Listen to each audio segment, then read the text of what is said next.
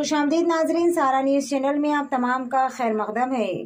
2024 के parliament election के दौरान तेलंगाना सीएम रेवंत रेड्डी का रोड शो राजेंद्र नगर के पिल्लर नंबर 156 अत्तापुर में देखने को मिला।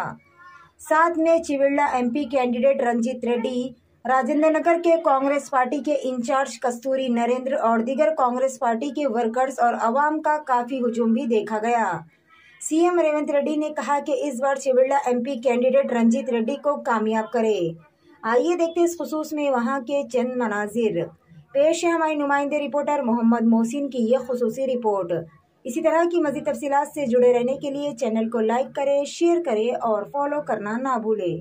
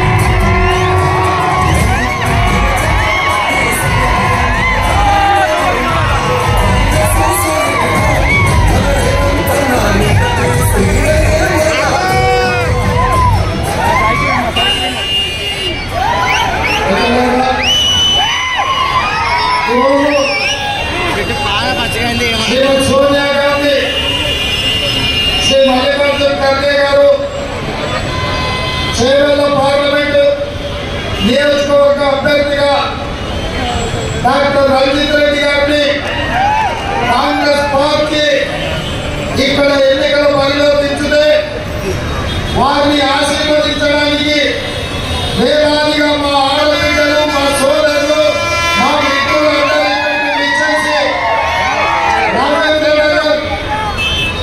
ఎన్నికల ప్రచారంలో వేదిక మీద పెద్దలు మీరందరూ విచ్చేసినాక, మిమ్మల్ని చూసినాక నాకు 100% నమ్మకం, విశ్వాసం కలిగింది.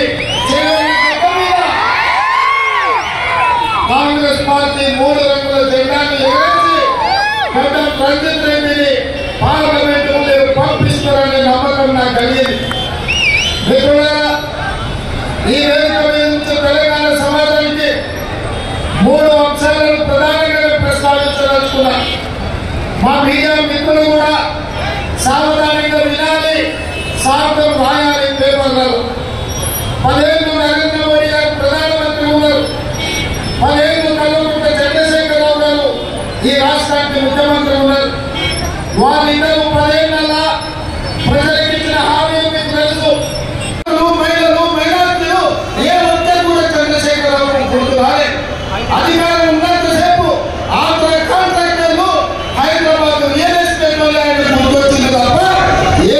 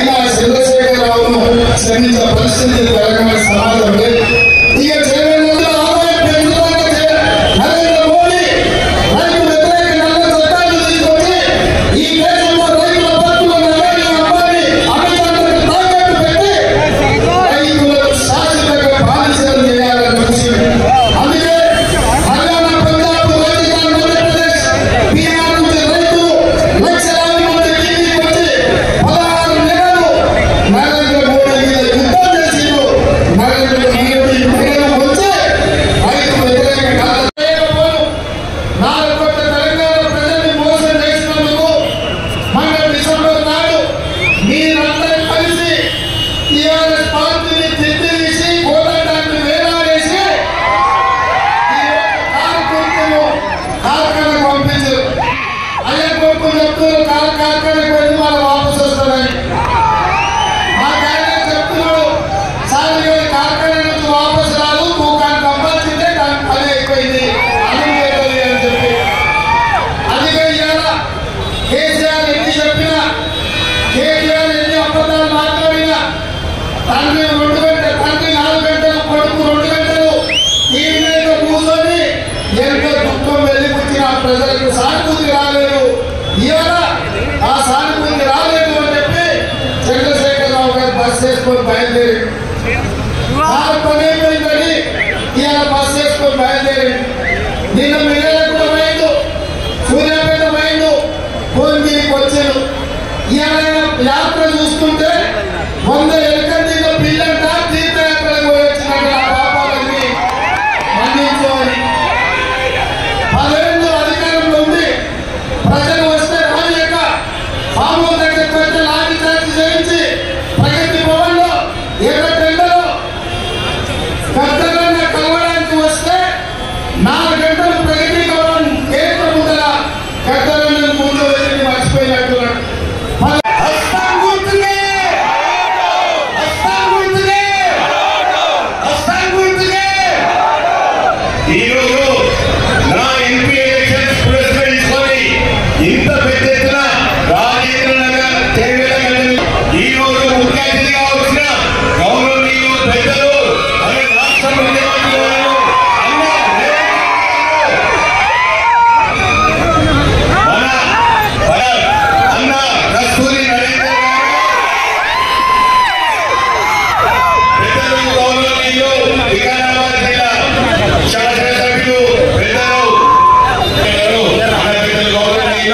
పెద్దలు గాంధీ సంఘాలు